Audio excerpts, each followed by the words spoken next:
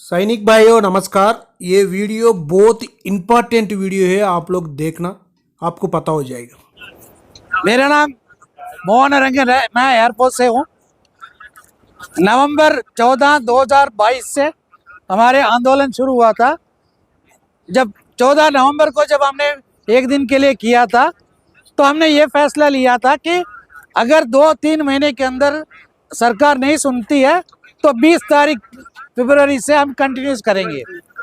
तो 20 फरवरी से जब स्टार्ट किया, आप सबको मालूम है हमने कोई कसर नहीं छोड़ा, सबको हमने मांग पत्र दिया, सब कुछ दिया, फिर भी ये गवर्नमेंट कभी सुना नहीं है और सुनने के लिए राजी नहीं है।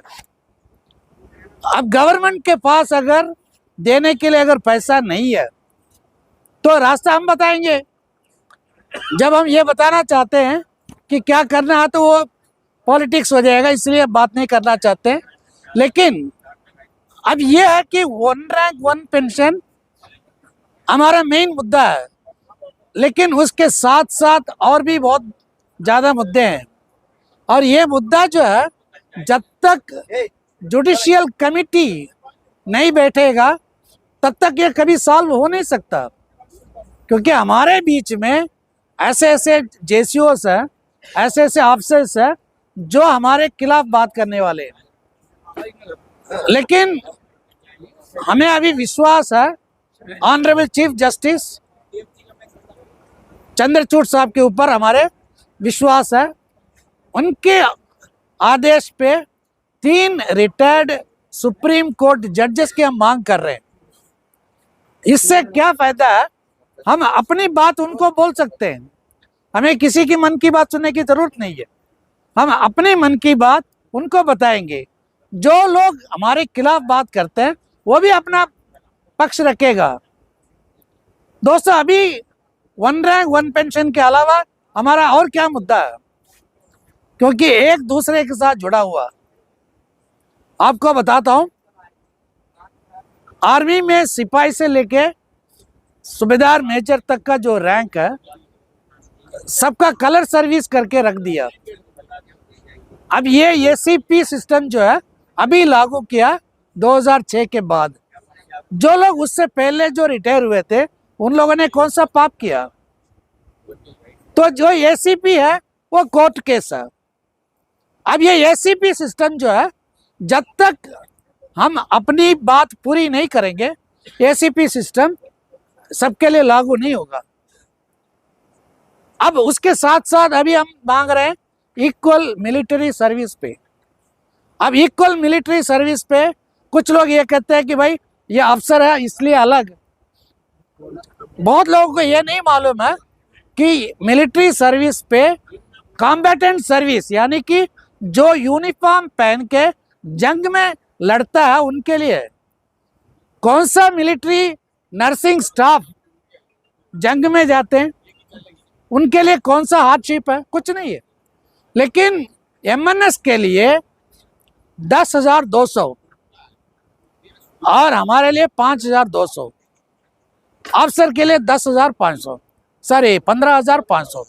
ये मतलब 5,200, 10,500 और 15,500 फर्क क्यों भैया?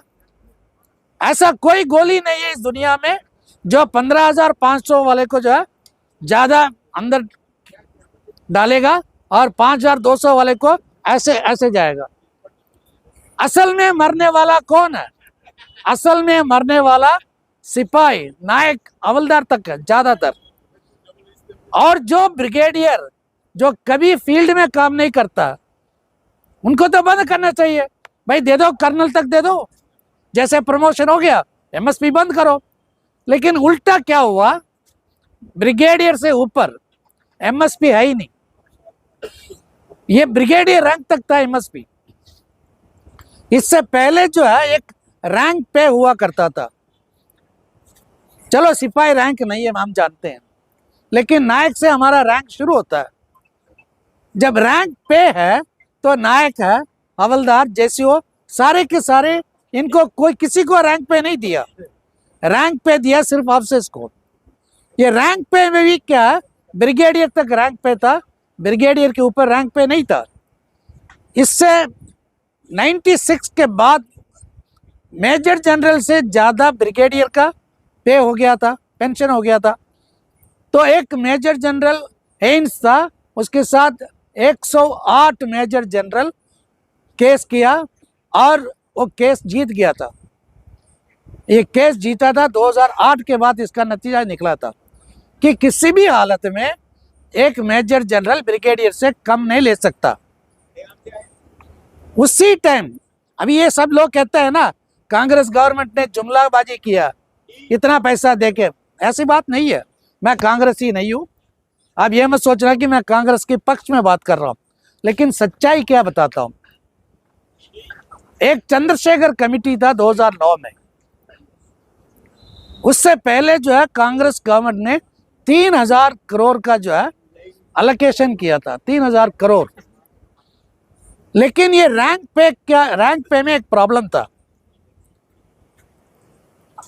अफसर्स का उन्हीं की जो बेसिक है ना, अगर 100 रुपये बेसिक है तो 80 रुपये बेसिक, 20 रुपये रैंक पे करके उसी 100 रुपये को 2 भाग कर दिया था। उस टाइम था जनरल सुंदर जी जो चीफ ऑफ आर्मी स्टाफ, एक उस टाइम कैप्टन था, वो कैप्टन धनापाल करके केरला का। उन्होंने केस कर दिया था सर्विस में रहते हुए कि हमारे रैंक पे बेसिक से ही क्यों दे रहे हो करके। सारे ऑफिसर्स ने उसको बोला कि अरे ऐसा नहीं होता, ऐसा नहीं होता। लेकिन वो केस जीता। जब केस जीता था तब तक वो मेजर बन गया था। ये केस जो है मेजर धनपालन नाम से ये केस बहुत मशहूर है। लेकिन उस टाइम जो है जब केस जीता था बहुत सारे पैसा ऑफिसर्स को मिलना था। मेरा भाई ब्रिगेडियर से रिटायर हुआ 2008 में, मेरे भाई को भी मिला था 6 लाख। लेकिन पैसा कहाँ से दिया?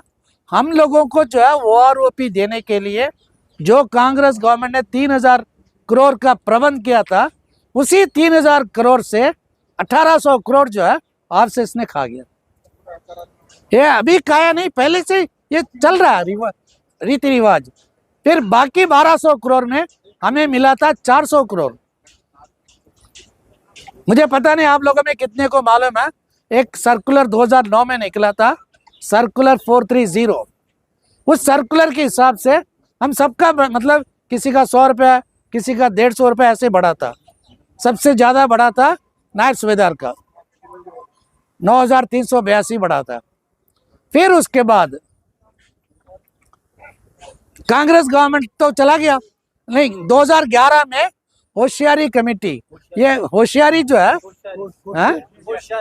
होशियारी कमेटी, होशियारी जो है वो बीजेपी का एमपी था, बीजेपी का एमपी था। उसी के मतलब हेड, मतलब उसी को हेड बना के कांग्रेस गवर्नमेंट ने एक कमेटी बनाया। और होशियारी कमेटी ने बहुत बड़ा अच्छा उनका मतलब रिपोर्ट अगर आप पढ़ोगे, 3 भाग है। पहले भाग जो मतलब कम उम्र में रिटायर होते हैं उनके लिए था, उसमें पैरा मिलिट्री फोर्सेस के लिए था ही नहीं। पैरा मिलिट्री फोर्सेस के लिए OROP लागू नहीं था। जब पैरा मिलिट्री फोर्स वाला ने जब मांगा था तो जवाब ये दिया था कि ये लोग 56 साल 58 साल तक नौकरी करके जाते हैं, इनका जो है जिसको बोलते हैं ट्रैंक्वेटेड सर्विस, कम सर्विस में कम उम्र में ये नहीं निकलते, इसलिए उनको नहीं है। जब एक पैरामिलिट्री फोर्स वाले कम उम्र में जाते हैं तो हमारे ब्रिगेडियर साहब हो या लेफ्टिनेंट जनरल, मेजर जनरल, यहाँ तक कि कर्नल, ये भी तो पूरे सर्विस करके जाते हैं, उनके लिए लागू क्यों किया? ये सारी बात कहाँ से शुरू हुआ? 2006 के बाद। आप 2006 से पहले जो भी रिटायर हुए थे, हम लोगों को कभी 50% पेंशन मिला ही नहीं। यह मैं आप लोगों को बताता हूँ, कभी हमें 50% पेंशन नहीं मिला। हमें जो कुछ मिला है, जैसे कि मैं 15 साल नौकरी किया, मुझे मिला था 37% पेंशन, कभी 50% मिला ही नहीं।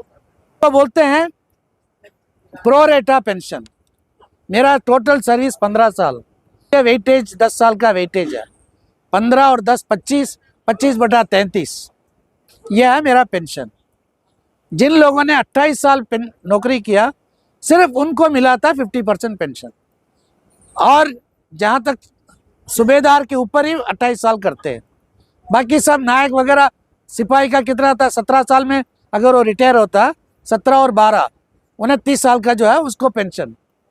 लेकिन एक सर्कुलर निकला था 568।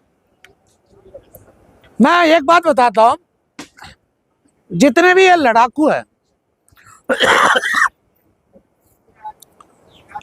ताकत से लड़ने वाला कौन है? नॉर्थ इंडिया से, पंजाब, हरियाणा, राजस्थान, यहाँ से। दिमाग से लड़ने वाले कौन है? ये साउथ इंडिया से। लेकिन हम कभी एक साथ नहीं थे उस टाइम। एक हमारे केरला से एक एयरफोर्स का बंदा सेंट्रल एक्सिस में 20 साल 21 साल नौकरी किया। जब रिटायर हुआ था उसको प्रोरेटा पेंशन मिला था। सैनिक भाइयों, जो सार ने बता रहे हैं वो पूरा सही है। क्या क्या चला है वो पूरा बता रहे हैं। आप लोग का, आपका भाई लोग को भी ये समाचार देने से अच्छा है, उनको भी पता हो जाएगा अपना लिए क्या मिलना था क्या नहीं मिला। इससे पहले जो भी रिटायर हुआ सिपाही अगर कम यानी कि 4 साल 5 साल में जो भी मेडिकल बोर्ड आउट हुआ उनको लाख से ऊपर मिला था। जो अपनी पूरी सर्विस करके आया 15-17 साल की सर्विस, उनको 80,000 के आसपास। नायक को भी मिला था, हविलदार, सारे रैंक को मिला था अरियर। लेकिन अगर यही पैसा 2006 से मिल गया होता ना तो ये प्रॉब्लम नहीं था। अब ये रैंक पे जैसे मैंने बताया, एमएसपी आने के बाद एमएसपी ब्रिगेडियर रैंक तक का, उससे आगे नहीं है। लेकिन एमएसपी और बेसिक पे दोनों एक साथ मिला के पेंशन कैलकुलेशन करते time major general, lieutenant general से ज़्यादा ब्रिगेडियर का पेंशन हो गया था। अगेन कोर्ट में केस किया तो फिर मेजर जनरल, लेफ्टिनेंट जनरल को सर्विस के दौरान नहीं है, रिटायर होने के बाद उनको भी लागू कर दिया। अब वही अभी केस चल रहा है 15,500 के लिए कि हम लोग एक ब्रिगेड, एक कर्नल जो है मेजर जनरल की बराबर पेंशन ले रहा है, क्योंकि कर्नल के लिए 15,500 एमएसपी है, उसका आधा जो कर्नल का नहीं है, ये ब्रिगेडियर का नहीं है, सॉरी मेजर जनरल का नहीं है। अब उसका ऑर्डर आ गया कि भाई किसी भी हालत में एक जूनियर से सीनियर कम नहीं ले सकता।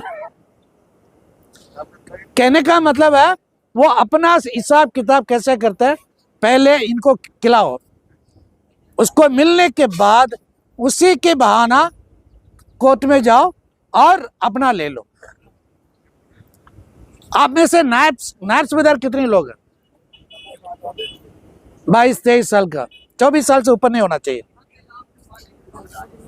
एक नायब सूबेदार एक्स ग्रुप हवलदार से कम ले रहा, आप लोगों को मालूम है? अगर ये अफसर के लिए ये कानून है तो हमारे लिए क्यों नहीं? तो ऐसे ऐसे हमारे पेंशन बेनिफिट का भी एक मुद्दा है, ये भी हमें लेके जाना है। अब डिसेबिलिटी वो बहुत बड़ा सब्जेक्ट है। असली ओआरओपी, हमारे मेजर जनरल सतबीर सिंह कहता है ना, हमें असली ओआरओपी चाहिए। असली ओआरओपी मैं चैलेंज कर रहा हूं अभी, आप चाहे हजारों करोड़, मतलब 100,000 करोड़ खर्चा करो, फिर भी जो अभी का पॉलिसी है उसके अनुसार कभी भी 1 रैंक 1 पेंशन दे नहीं सकते, कभी दे नहीं सकते। 1 रैंक 1 पेंशन का मतलब है अगर 15 साल का सिपाही हो या 25 साल का सिपाही हो, दोनों को एक जैसा होना चाहिए। अब उतना मिलेगा। अगर एक नायक है तो चाहे कितने भी सर्विस हो, एक ही होना चाहिए। हवलदार 17 साल 20 साल 22 साल ना, एक हवलदार है तो हवलदार का ओआरओपी, ऐसे हर एक रैंक का फिक्स होना चाहिए।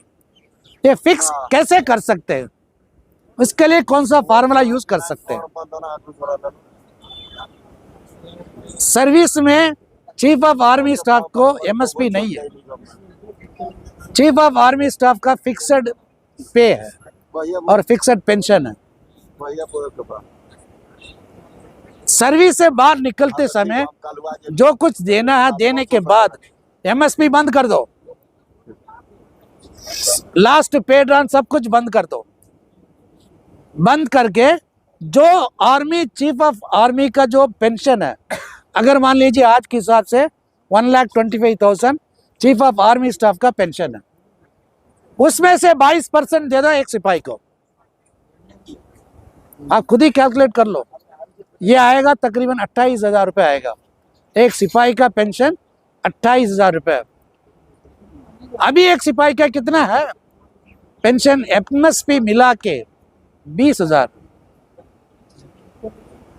अब आप जोड़ लो, अगर इक्वल एमएसपी के हिसाब से अगर गवर्नमेंट अगर देगा तो तकरीबन 26,000 आएगा। आपको जो है 2,000 एक्स्ट्रा मिलेगा, क्योंकि एक्स ग्रुप आ जाता है बीच में, तो वो भी आपका फायदा मिलेगा। और चीफ ऑफ आर्मी स्टाफ का पेंशन बढ़ता है हर 10 साल में। एक नायक है 24% दे दो, हवलदार 26%, नायब सूबेदार 28%, सूबेदार 30%, 2% बढ़ाते जाओ। अगर इस बेसिस में अगर देगा ये फार्मूला अगर यूज करेंगे गवर्नमेंट, तो आप समझ लो कि आपका असली 1 रैंक 1 पेंशन मुमकिन है। अदरवाइज कभी मुमकिन नहीं है। कभी ये ज़्यादा लेगा, कभी दूसरा कम लेगा। जब ये फार्मूला बनाएंगे तो जो ज़्यादा ले रहा उसको कुछ नहीं मिलेगा, जो कम ले रहा उसको बढ़ेगा। तो ऐसे नहीं होना चाहिए। अब सेकंड आ जाओ आप। कुछ लोग, जब मैं ये बात करता हूँ, सर गवर्नमेंट को कितना नुकसान होगा? कितना नुकसान होगा? इससे गवर्नमेंट को तकरीबन सालाना 50,000 करोड़ जो है एक्स्ट्रा चाहिए गवर्नमेंट को। ये 50,000 करोड़ गवर्नमेंट के लिए बहुत बड़ा रकम नहीं है। जो सरकार कारपोरेशन टैक्स जिसको बोलते हैं, सिर्फ 1% अगर वो कम करते हैं ना, गवर्नमेंट को तकरीबन 1.25 लाख करोड़ का नुकसान होता है। ये 1% कारपोरेट टैक्स किसको माफ किया? सबको मालूम है।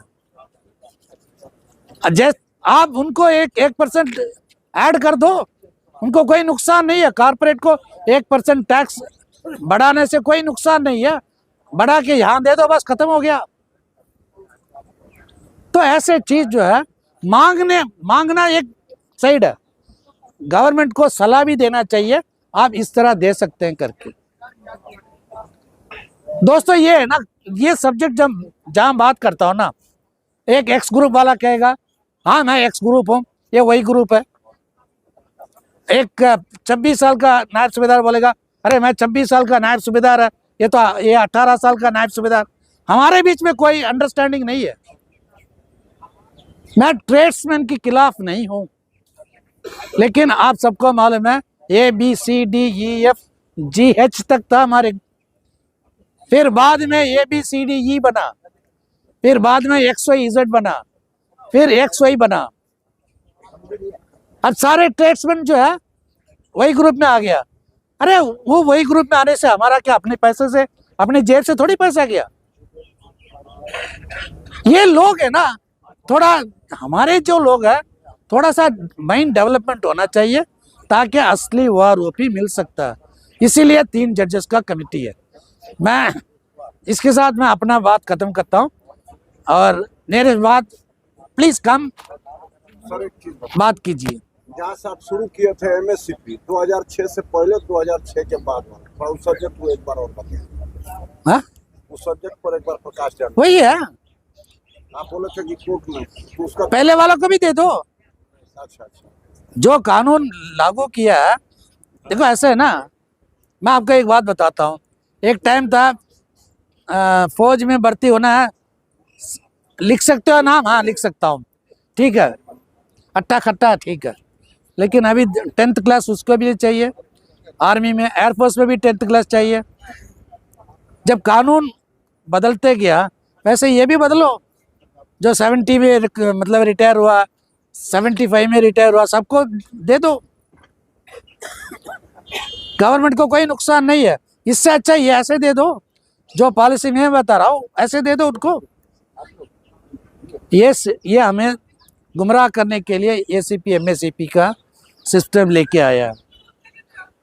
एक नायब सूबेदार और 24 साल का हवलदार एसीपी 1, दोनों का एक ही पेमेंट है, एक ही पेंशन है।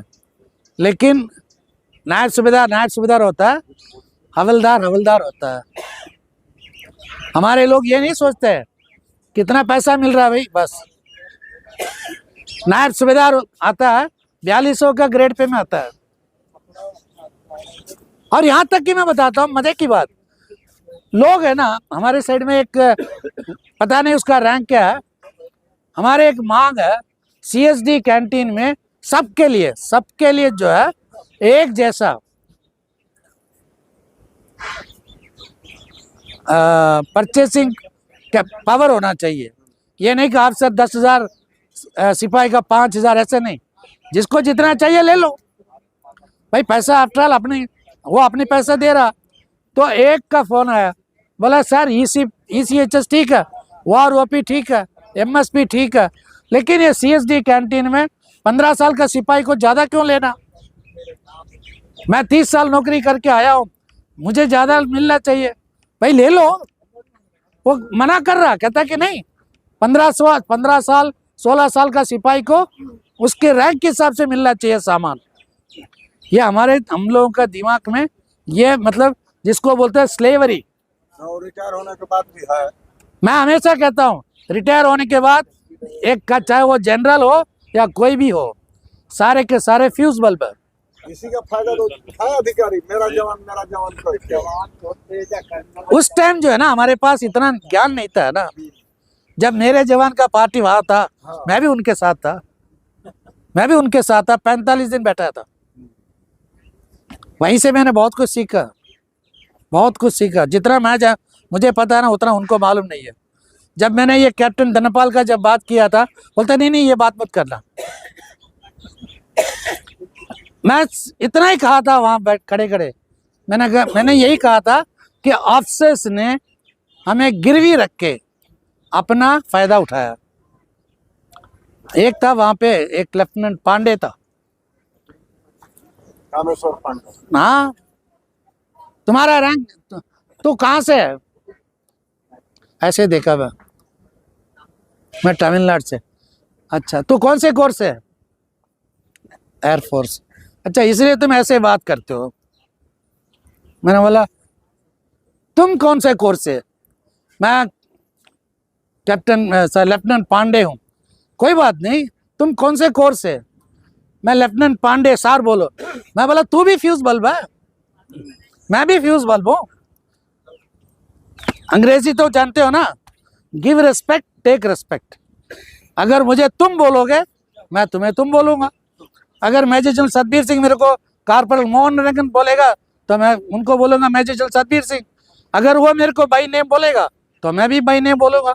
या ग्रुप कैप्टन गांधी को मैं गांधी बोल सकता हूँ, अगर वो मेरे को बाई नेम कहेगा। चुप हो गया। फिर एक दूसरे ने पूछा कि ये कैसे बोलते हो कि गिरवी रखा? मैंने कहा कि आप सब लोग टीवी डिबेट सब में क्या कहते हो, हमारा पेंशन 70%, ऑफिसर्स का 70% कब था? ऑफिसर्स का पेंशन था लास्ट पेड रन का 1/3 था ऑफिसर्स का। ऑफिसर्स आते हैं CCS कानून, सेंट्रल सिविल सर्विस कानून है, उसके लिए 33 साल का नौकरी पक्की होना चाहिए। और ऑफिसर्स के लिए 28 साल की नौकरी, वेटेज उनको भी 5 साल। 33 साल करने के बाद भी उनका पेंशन है 1/3। और हमारे लिए 15 साल सर्विस करने के बाद तकरीबन 70% के आसपास। मैंने कहा कि आप लोगों को कभी 50% मिला ही नहीं था, अब कैसे बोलते हैं कि सब 50% मिला? आप तो CCS में आ गए। नहीं, हमारे जवान, मैं बोला जवान बोलो, जब फायदा मिलने का टाइम है बोलते हैं कि मैं भी सिपाही हूँ, मैं भी जवान हूँ। खाने के बाद बोलते हैं कि मैं अफसर हूँ। नहीं नहीं, आप लोगों का कम हुआ। मैंने कहा हमारा कितना कम हुआ आपको मालूम है? आपको प्रो रेटा पेंशन क्या मालूम है?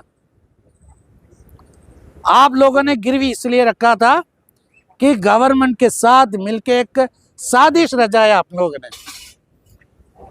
यहाँ पे पुराने पेंशनर्स हैं, बुजुर्ग हैं, उनको मालूम है कि 73 से पहले हमारे जो रेशन है ना, उसका क्वांटिटी बहुत ज़्यादा था, अच्छा क्वांटिटी था उस टाइम। आपसे इसके लिए फ्री रेशन नहीं था। इनकी मांग, आपसे इसकी मांग क्या था? सबसे पहला मांग फ्री रेशन होना चाहिए। फिर दूसरा मांग, आपसे इसके लिए फ्री मैरिड अकोमोडेशन नहीं था, हमारे लिए फ्री मैरिड अकोमोडेशन चाहिए। फिर उसके बाद 50% पेंशन। तीनों चीज के लिए गवर्नमेंट ने मान लिया। गवर्नमेंट क्यों माना था? उसका वजह ही था 65 का लड़ाई, 62 का लड़ाई, 71 का लड़ाई। 3 जंग के बाद गवर्नमेंट के पास पैसा नहीं था लोगों को पे पेंशन देने के लिए, तो इंदिरा बैठ गई क्या करना करके। उसी टाइम हमारे जो है एक सेक्रेटरी था इंदिरा गांधी की, मिस्टर मेरे ख्याल से मिस्टर केसी लाल कुछ ऐसे, तो उन्होंने एक सुझाव दिया कि डिफेंस पेंशन कमेटी में तकरीबन 50-60 हज़ार करोड़ से ऊपर पड़ा हुआ है। हम अगर ये उनको भी सीसीएस कानून की दौरे, मतलब सीसीएस कानून के हिसाब से सेंट्रल पे कमीशन में अगर लेके आएंगे, वो पूरा पैसा हम वहाँ से निकाल सकते हैं। ये आइडिया उन्होंने दिया। फील्ड मार्शल मानेकशॉ साहब ने नहीं माना, उनका उसने माना नहीं था, क्योंकि हमारे पेंशन कमेटी जो है वो तय करता था किसको कितना पेंशन देना है, जवान को, जवानों का पे कितना रखना, वो उन्होंने तय किया। पहला और दूसरा पे कमीशन हमारे लिए था ही नहीं। हमारा पे कमीशन स्टार्ट हुआ 3rd पे कमीशन से। जब ये तीनों शर्त मान लिया था, फिर उसके बाद टोखा यहाँ कहाँ पे 50% पेंशन के लिए 33 साल की नौकरी चाहिए। कोई भी जवान 33 साल नौकरी नहीं कर सकता, तो वेटेज सिस्टम, वेटेज देके इसको मतलब प्रोरेटा करेंगे। मानेकशॉ साहब जैसे गया, जनरल बना था, 2 सीनियर को सुपरसीड करके जनरल जी बेवूर ने माना। एयर चीफ मार्शल था एक पीसी लाल, जिसको हम डकोटा पायलट बोलते हैं, हाँ कर दिया।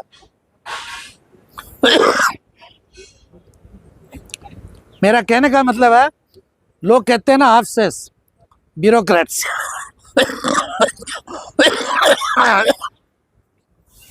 कभी ब्यूरोक्रेट्स ने हमारे साथ धोखा नहीं किया।